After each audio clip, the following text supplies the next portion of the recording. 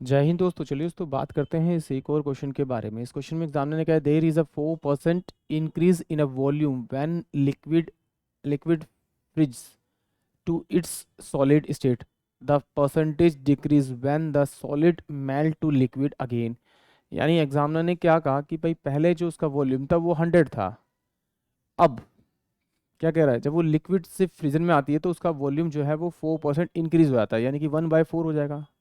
और कहता है कि जब वो वापस आएगा तो कितने परसेंट का डिक्रीज होगा, यानी कि 100 से पहले 104 आया था तो घटकर कितना आएगा, 100 की तरफ जाएगा।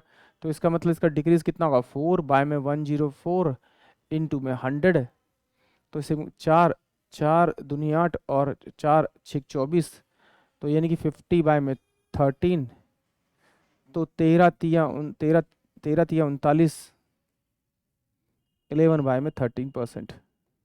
इतना डाउन आना पड़ेगा, यानी कि ऑप्शन जो डी होगा वो इस क्वेश्चन का करेक्ट होगा। एक बार फिर देख लेते हैं।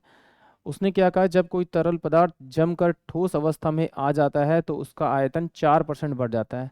तो मैंने कहा कि पहले तरल ये था, तो बढ़कर ठोस में कितना हो गया, 104 हो गया। अब वो कह रहा है कि जब ठोस पुनः द्रव में पिघलता है तो उसका प्रतिशत में कमी होती है। तो कमी कितनी होगी, जब यहाँ से अब जब द्रव से ठोस की तरफ गया तो कितना हुआ, यहाँ पे इंक्रीमेंट किया तो यानी 100 से 104 की तरफ गया।